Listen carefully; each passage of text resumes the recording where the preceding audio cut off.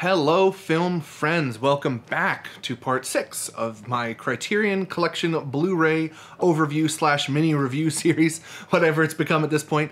I hope you guys are enjoying the collection videos still, and I would also like to call your attention to the fact that we have an ongoing series starting up very soon that is Cage Match, the ultimate tournament pitting all of Nick Cage's movies against each other to determine which is our favorite.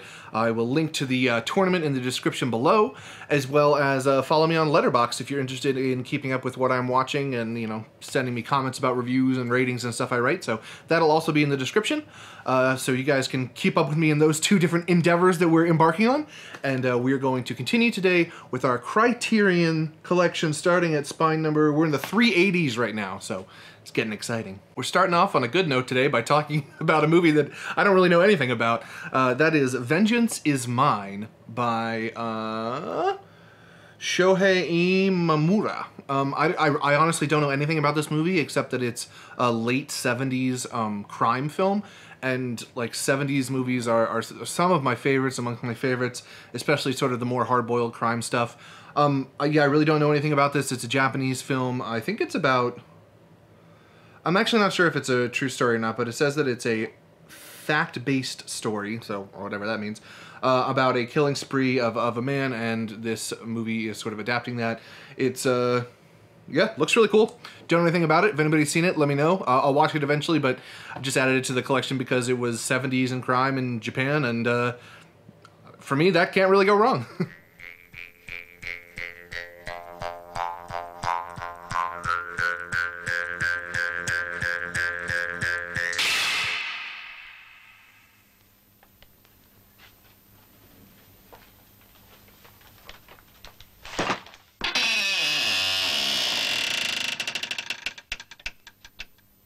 Again, more that I have not seen in my collection. This is Lindsay Anderson's If, starring Malcolm McDowell.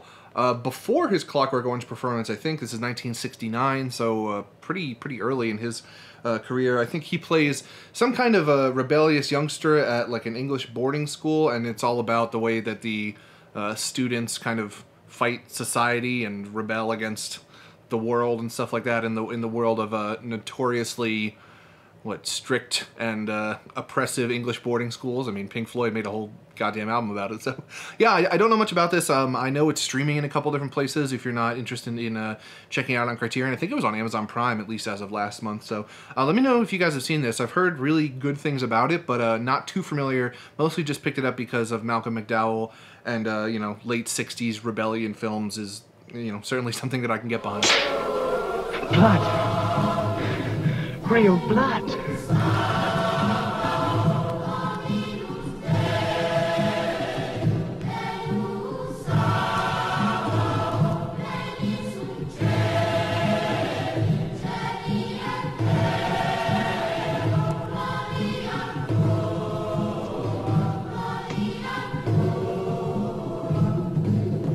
Up next is Ace in the Hole, a Billy Wilder movie that is a real treat. I just watched this pretty recently. This is one of the bigger digipacks that Criterion has done. This is a really excellent, quite damning movie of sort of the media, journalism, the fervor of Americans to latch on to something meaningful in their lives. And it's pretty early for that. I mean, 1951. It's a black and white movie about Kirk Douglas, who is obviously an incredibly well-known star and is still alive today. I mean, the dude is like 102 or some shit like that. But he is a journalist who basically is pushed out of all the big papers in major cities because of his less than savory attitude and ways towards other people and stories. Ends up in like Albuquerque or somewhere, some backwater town, and then through some lucky story kind of stumbles upon this incident of this man being stuck in a cave. And then the whole thing kind of spirals out of control from there as he, you know, gets this power back in his hands that he felt like he had lost from the journalists, and you know, holds everybody in suspense. And then it becomes this whole huge circus about people coming and seeing this guy, and it's just this whole big condemnation of the news cycle and the obsession in America with like wanting to be a part of something in the moment that's really meaningless, like really just this ephemeral, meaningless thing. except to the guy who's stuck in the hole, right? And just one guy's true misfortune becoming all of these people's obsession, and how it ends up having, you know, obviously dire consequences for various parties involved. It's quite good. It's very darkly humorous in a lot of ways, and Kirk Douglas is awesome in it. So yeah, highly recommended. Ace in the Hole. Charles Tatum? Worked in New York, Chicago, Detroit. What about the 200? I was coming to that. Mr. Boot, I'm a $250 a week newspaper man. I can be had for 50. Why are you so good to me? I know newspapers backward, forward, and sideways. I can write them, edit them, print them, wrap them, and sell them.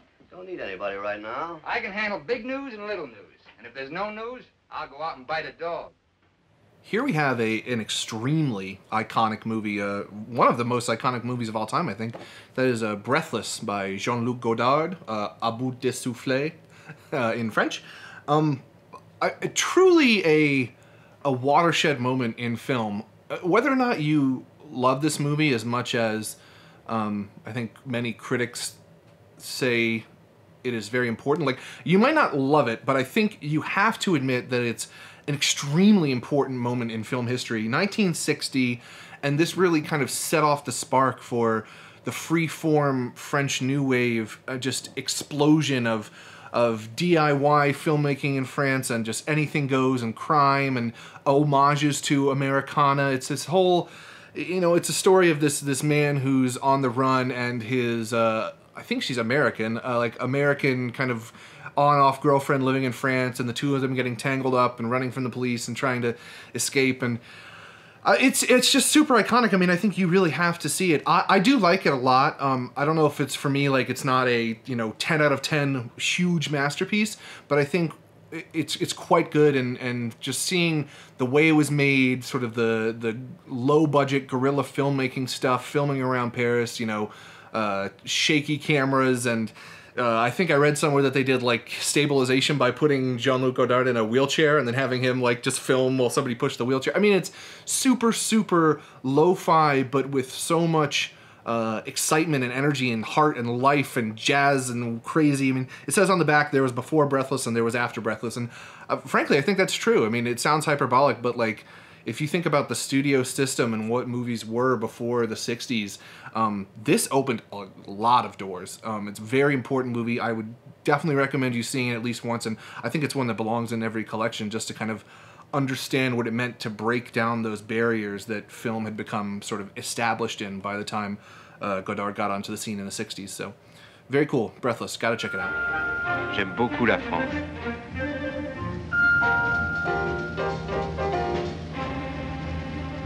Si vous n'aimez pas la mer, si vous n'aimez pas la montagne, si vous n'aimez pas la ville, allez vous faire foutre.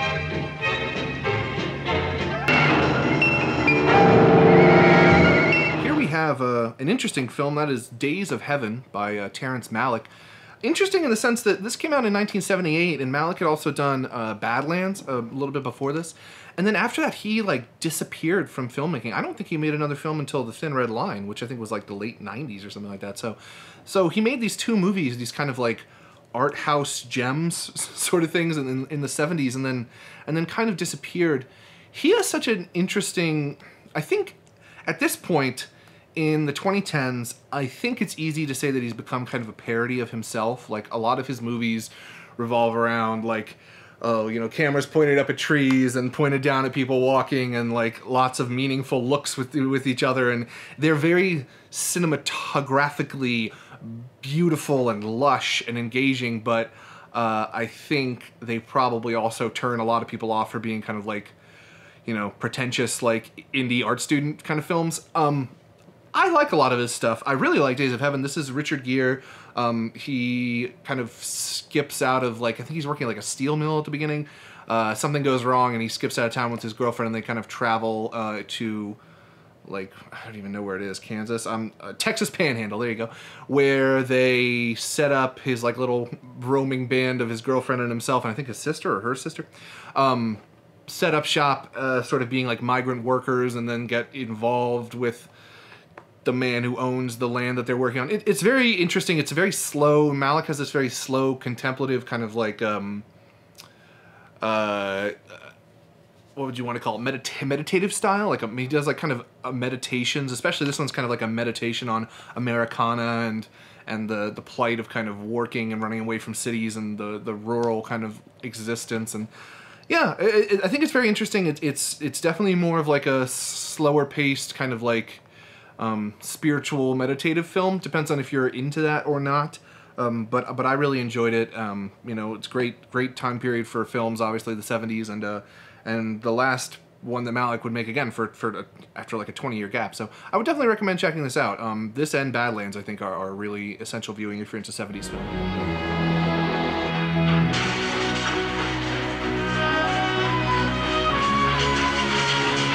Each one boldly, blindly searching for the days of heaven.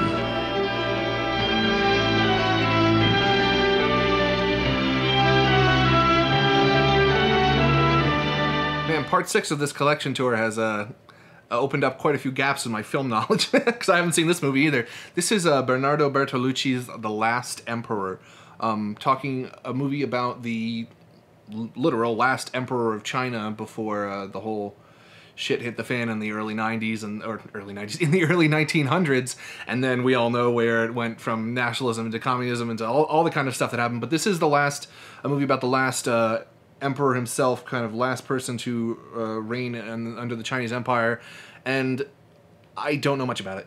I know it's meant to be extremely celebrated for its production design and kind of its like lavish epic scale.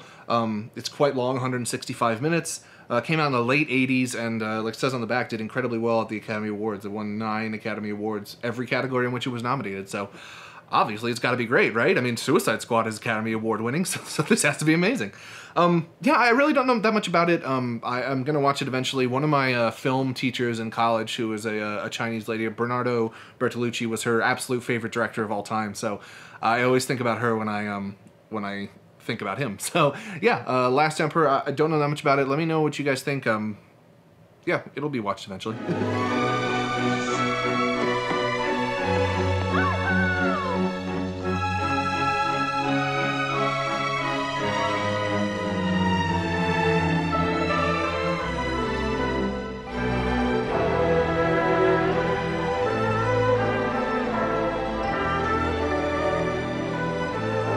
Here we have a rather strange one, mostly because of the packaging. This is The Curious Case of Benjamin Button, and for whatever reason, this original one is just a regular old blue Paramount Blu-ray case with then like a Criterion slip over it. I'm not really sure what the deal is with this. I don't know why this happened. It's the only one I've been able to find that's like this, but yeah, this is a David Fincher movie from the 2008. A pretty, I would say, well-known, pretty famous for the whole, like, Brad Pitt aging in reverse story. I think it's good. I don't have that much to say about it, honestly. Like, I think it's, you know, David Fincher is a quality filmmaker. I find a lot of his stuff to be well-crafted, but I can't say that this is, like, gonna set your mind. I think it's kind of a weird one for the Criterion Collection. Like, I think it's a good movie, but I don't know if it's necessarily, like... It's just so recent, and...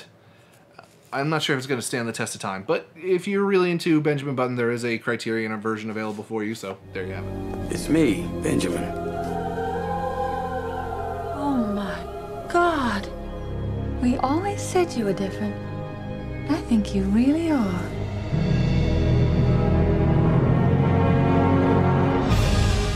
Everybody feels different about themselves, one way or another. Hot diggity dog. I cannot say enough good things about this movie, which is Roman Polanski's Repulsion. This is Polanski's first English language movie after he did Knife in the Water and a number of other Polish like short films and such. From 1965, he made this in England. This is one of my favorite movies. I mean, I think this is like my top 15 or something on the list that I've made. This movie's excellent. It's about a woman who is living, I think in London, with her sister and her sister's boyfriend in their apartment, and then the sister and the boyfriend go on this trip, and she's kind of isolated in the apartment and just breaking down, losing her mind. The apartment starts kind of shifting, and things are happening to her, and it's so wildly off the rails, kind of creepy and crazy. There's like a free jazz score going on. The black and white cinematography is beautiful. Catherine Deneuve, who's been in a bunch of, I can't think of other stuff, but I know she's a very famous French actress, is the girl in this. This movie is fantastic. If you are at all interested in Polanski, if you enjoyed Rosemary's Baby or anything like that, I think this tops any of the other ones that I've seen from that time period from him, except maybe Chinatown, but that's more like the 70s. But yeah, I absolutely love this. Just a totally unhinged, off-the-rails, creepy, not supernatural, but like psychological horror, just with odd things happening and amazing performances and truly scary and creepy and weird. I love it. I think everybody should see this movie. This is one of my absolute favorites, and definitely one of my like Desert Island Criterion discs. Repulsion, a frightening film that takes the everyday world and distorts it.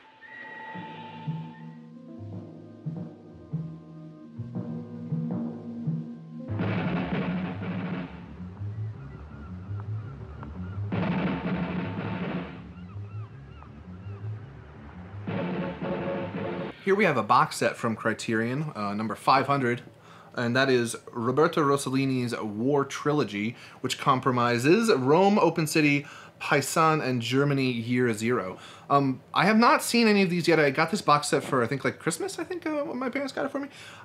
But they're meant to be quite moving pieces of realist cinema, mostly shot in like Italy and Germany during 1945, 1946, and 1948. So the years directly preceding the destruction of a significant portion of Central Europe during World War II.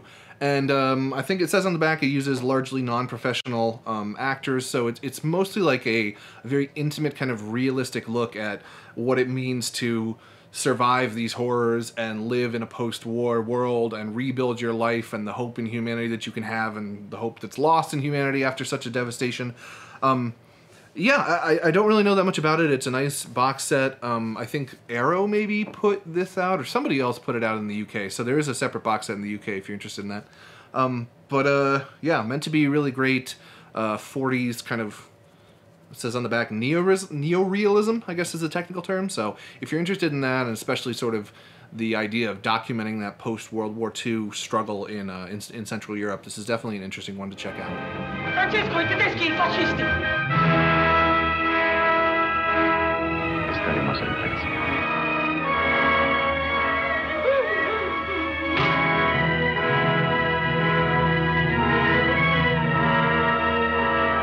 And finally today we have Vivre sa vie. Vive sa vie.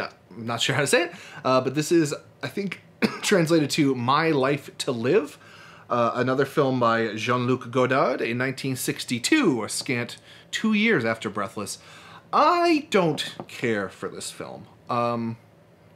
It's not my favorite. It's broken up into, I think, 12 individual segments, I believe, that are just kind of like 12 vignettes, little sort of portraitures of this woman's life throughout her time kind of coming to Paris after having divorced her husband and left her family behind, and the things that she does to get by, to think that she's independent, but kind of without realizing it, like ingraining herself further in a system that kind of has more control over her life than she wants to admit. Anna Karina is stunning in this movie. I think she and Godard were either married or partners during the 60s. And I mean, this movie is mostly just about her, just examining her, seeing her from all these different aspects of this character's life. She is so gorgeous. I mean, you know, I think a lot of people would say that she's kind of the face of French New Wave, and I mean, oh my gosh.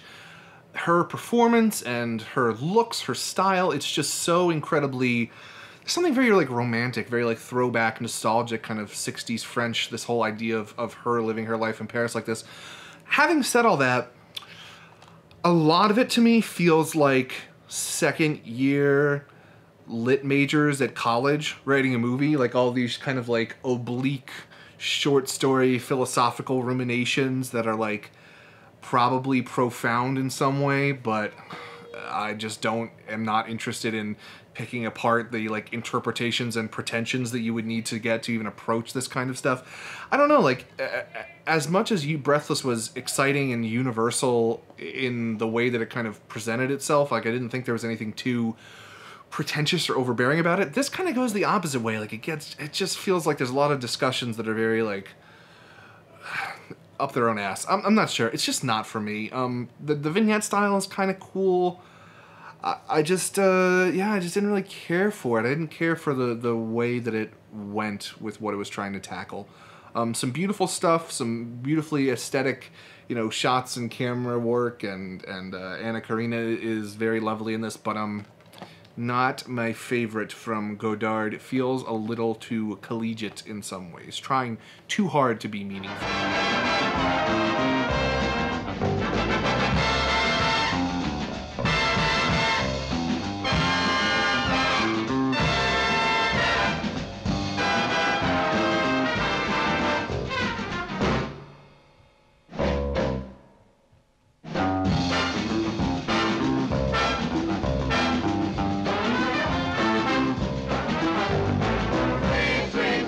And that's all for me today. I'm trying to cover 10 movies at a time now in these instead of the usual 7 or 8 I've been doing, just so we can get a little faster through it. And I hope you guys are still enjoying the collection videos.